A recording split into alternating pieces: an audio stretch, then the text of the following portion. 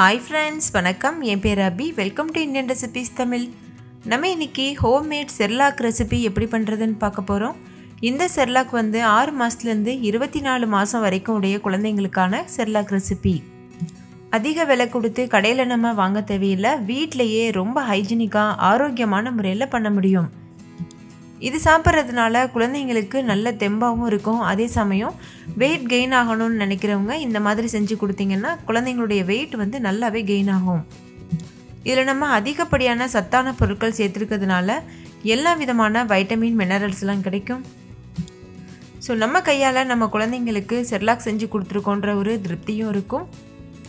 கெமிக்கல்லாம் சேர்க்காததுனால இது உடம்புக்கு எந்த வித பாதிப்பும் கூட கொடுக்காது.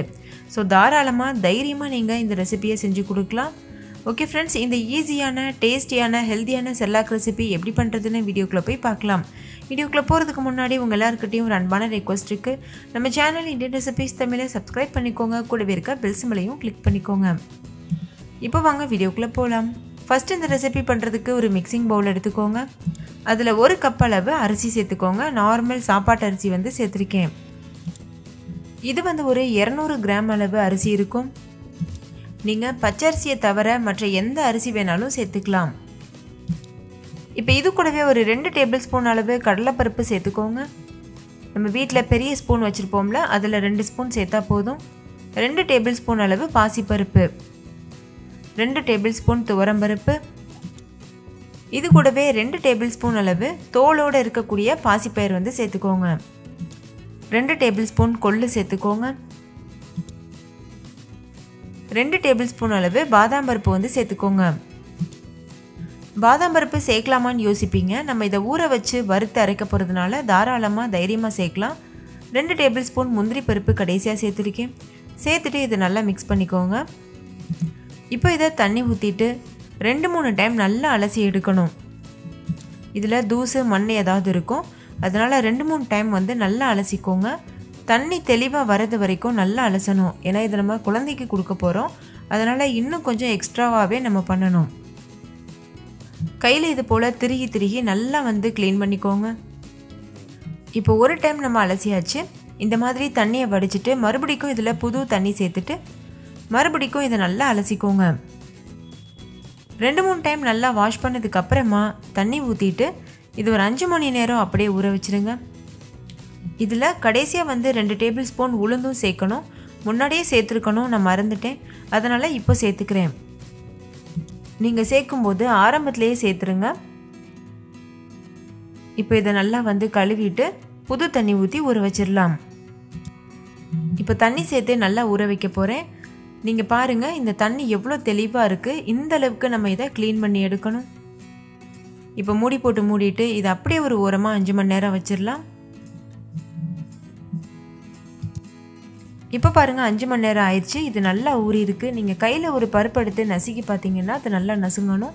அப்போ அது நல்லா ஊறி இருக்குன்னு அர்த்தம். இது நம்ம நல்லா ஊற வச்சுட்டு அதுக்கப்புறம் காய வச்சு வறுத்து அரைக்கிறதுனால குழந்தைங்களுக்கு வயிற்றுக்கு எந்த உபாதையும் ஏற்படாது, சீக்கிரமாக ஜீரணமாகவும் ஆகும். இது நல்லா ஊறினதுக்கு அப்புறமா தண்ணியை வடிச்சிட்டு க்ளீனான வெள்ளை கலர் கிளாத்தில் இதை நல்லா வந்து பரத்திட்டு காய வச்சுருங்க. முழுமையாக தண்ணியை வடிச்சிட்டு காய வைங்க. இதில் கொஞ்சம் கூட தண்ணி இருக்கக்கூடாது. உங்களுக்கு வெயில் இருந்ததுன்னா அதில் காய வைங்க. ஒரு 4-5 மணி நேரம் காய வச்சாலே போதும். ஒருவேளை வெயில் இல்லைன்னா ஃபேன் காற்றுக்கு கீழே முழுமையாக ட்ரை ஆகிறது வரைக்கும் காய வச்சுக்கோங்க. கொஞ்சம் கூட தண்ணி இருக்கக்கூடாது. தண்ணி இருந்ததுன்னா நம்ம ஸ்டோர் பண்ணும்போது கெட்டு போகிறதுக்கு வாய்ப்பு இருக்குது. இப்போ இது நல்லா காயட்டும். காஞ்சதுக்கப்புறம் நம்ம பார்க்கலாம். இப்போ பாருங்கள், நல்லா காஞ்சிருச்சு. கொஞ்சம் கூட தண்ணி இல்லை. நான் வெயிலில் வச்சுட்டு காய வச்சுருக்கேன். உங்களுக்கு பார்த்தாலே தெரியும் இதில் கொஞ்சம் கூட தண்ணி இல்லாமல் இருக்குது. நல்லா காஞ்சிருக்கு. இருந்தாலும் கூட ஒரு டைம் நம்ம இதை வறுத்துக்கிறது நல்லது. கடாயில் நம்ம காய வச்சுருக்க அரிசி பருப்பு இது எல்லாத்தையும் சேர்த்துருங்க. சேர்த்துட்டு மீடியம் ஃப்ளேம்லேயே வச்சுட்டு இதை நல்லா வந்து வறுத்துக்கோங்க. சலசலன்னு சத்தம் வரும், அந்த மாதிரி வறுத்துக்கோங்க. முழுமையாக நான் ஒரு 20 நிமிஷம் கைவிடாமல் வறுத்துருக்கேன். பாருங்கள், கலரும் நல்லா சேஞ்ச் ஆகிருக்கு. உங்களுக்கு பார்த்தாலே தெரியும் சலசலன்னு சத்தம் கேட்குற மாதிரி இருக்கும் அந்த அரிசியோட பருப்போட சத்தம். இந்த டைமில் ஸ்டவ் ஆஃப் பண்ணிவிட்டு இதை வேறு ஒரு பாத்திரத்தில் மாற்றிட்டு முழுமையாக ஆற வச்சுருங்க. நான் ஒரு பெரிய பிளேட்டில் வந்து மாற்றிக்கிறேன். இப்போ இது முழுமையாக ஆறட்டும். ஆறுனதுக்கு அப்புறமா நம்ம மிக்சியில் போட்டு அரைச்சிக்கலாம்.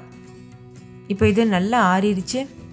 இந்த டைமில் இதை மிக்சி ஜாரில் சேர்த்துக்கோங்க. சேர்த்துட்டு நைஸாக அரைச்சிக்கோங்க. எந்த அளவுக்கு முடியுமோ அந்த அளவுக்கு நைஸாக அரைச்சிடுங்க. ஒருவேளை உங்களுக்கு மில்லில் கொடுத்து அரைக்க முடியும்னா கண்டிப்பாக அந்த மாதிரி அரைச்சிக்கோங்க. அப்படி அரைக்கும்போது நல்ல சாஃப்டாக அரைச்சி தருவாங்க. நம்ம மிக்சியில் அரைக்கும்போது கொஞ்சம் நறுநறுன்னு இருக்க தான் செய்யும். அரைச்ச மாவை வந்து ஒரு பெரிய பிளேட்டில் கொட்டிட்டு இது போல் நல்லா ஆற வச்சுக்கோங்க. ஏன்னா மிக்சியோடைய ஹீட்னால் அது வந்து ரொம்ப சூடாக இருக்கும். இப்படியே நம்ம ஸ்டோர் பண்ணிட்டோம்னா வேர்த்துரும். அதனால் வந்து இது சீக்கிரம் கெட்டு போகிறதுக்கு வாய்ப்பு இருக்குது. அதனால் இது நல்லா ஆறட்டும். ஆறுனதுக்கப்புறமா ஒரு ஏர்டைட்டான கண்டெய்னரில் போட்டு இதை ஸ்டோர் பண்ணிக்கோங்க. கொஞ்சம் கூட சூடு இல்லாமல் இருக்கும்போது தான் இது போல் ஏர்டைட்டான கண்டெய்னரில் போடணும். ஒருவேளை அரைக்கும்போது ரொம்ப திப்பியாக இருந்ததுன்னா நல்லா வந்து ஜலிச்சுட்டு அதுக்கப்புறம் மறுபடிக்கும் அரைச்சிக்கோங்க. இப்போ நம்ம செர்லாக் பவுடர் வந்து ப்ரிப்பேர் பண்ணியாச்சு. இதில் இன்னும் கொஞ்சம் ஃப்ளேவரும் நல்ல சத்தும் கூட்டுறதுக்காக வேணும்னா நீங்கள் குங்குமப்பூ வந்து சேர்த்துக்கிறலாம். ஒரு 2 கிராம் அளவு குங்குமப்பூ சேர்த்துட்டு நல்லா மிக்ஸ் பண்ணி ஸ்டோர் பண்ணிக்கலாம். இப்போது செர்லாக் மாவு வந்து தயாராகிருச்சு. இதிலேருந்து எப்படி குழந்தைங்களுக்கு செர்லாக் ப்ரிப்பேர் பண்ணுறதுன்னு பார்க்கலாம். அதுக்கு நம்ம ப்ரிப்பேர் பண்ண ஹோம்மேட் செர்லாக் வந்து 1 டேபிள் ஸ்பூன் எடுத்துக்கோங்க. இது கூட 1.5 கப் அளவு தண்ணி சேர்த்துக்கோங்க. தண்ணி சேர்த்துட்டு இது நல்லா கலந்துக்கோங்க. கட்டிகள் இல்லாமல் நல்லா கலந்துக்கோங்க. கலந்ததுக்கப்புறமா ஸ்டவ்வில் வச்சுட்டு மீடியம் ஃப்ளேம்லேயே வச்சுட்டு கைவிடாமல் கலந்துகிட்டே இருங்க. இப்படி ஒரு 10 நிமிஷத்துக்கு கலந்தோன்னா போதும். இது நல்லா கெட்டியாக ஆரம்பிச்சிடும். செர்லாக் கன்சிஸ்டன்சிக்கு வந்துடும். உங்களுக்கு தேவைன்னா இதில் ஒரு சிட்டிகை உப்பு, அதுக்கப்புறமா சர்க்கரை இதெல்லாம் கூட சேர்த்துக்கிறலாம். நான் வந்து பிளெயினாக தான் ப்ரிப்பேர் பண்ணியிருக்கேன். இப்போ பாருங்கள் செர்லாக் கன்சிஸ்டன்சிக்கு வந்துருச்சு. இந்த டைமில் நம்ம ஸ்டவ் ஆஃப் பண்ணிவிட்டு முழுமையாக ஆற வச்சுட்டு இதை சர்வ் பண்ணலாம். இதில் நம்ம நிறைய பருப்புலாம் சேர்த்துருக்கிறதுனால 6 மாதத்துக்கு கீழே உள்ள குழந்தைங்களுக்கு வந்து கொடுக்க வேணாம். 6 மாதத்துலேருந்து 24 மாதம் வரைக்கும் உடைய குழந்தைங்களுக்கு தாராளமாக கொடுக்கலாம். இந்த செர்லாக் ப்ரிப்பேர் பண்ணுறதுக்கு நான் வந்து தண்ணி யூஸ் பண்ணியிருந்தேன்ல, அந்த தண்ணிக்கு பதிலாக நீங்கள் பால் சேர்த்து மிக்ஸ் பண்ணிவிட்டு அதுக்கப்புறம் வேக வச்சு கூட செர்லாக் பண்ணலாம். அது இன்னுமே ரொம்ப டேஸ்டியாக இருக்கும். சில பேர் வந்து குழந்தைங்களுக்கு கடையில் இருக்க பால் கொடுக்க மாட்டீங்க. அதனால தான் நான் தண்ணியில் ப்ரிப்பேர் பண்ணி காமிச்சிருக்கேன்.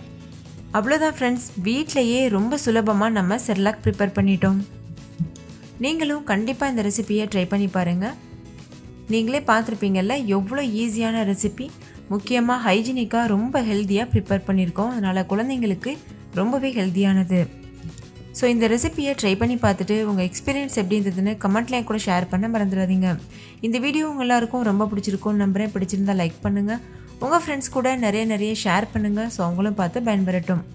இன்னொரு சூப்பரான ரெசிபியோட நான் உங்களை சந்திக்கிறேன். அதுக்கு முன்னாடி உங்கள் எல்லாருக்கிட்டையும் ஒரு அன்பான ரெக்வஸ்ட் இருக்குது. நம்ம சேனல் இந்தியன் ரெசிபிஸ் தமிழில் ஃபஸ்ட் டைம் பார்க்குற நண்பர்கள் இந்த வீடியோக்கு கீழே இருக்க ரெட் கலர் சப்ஸ்கிரைப் பட்டனை கிளிக் பண்ணி சப்ஸ்கிரைப் பண்ணுங்கள். கூடவே இருக்க பெல் சிம்பலையும் கிளிக் பண்ணுங்கள். தேங்க்யூ. பாய்.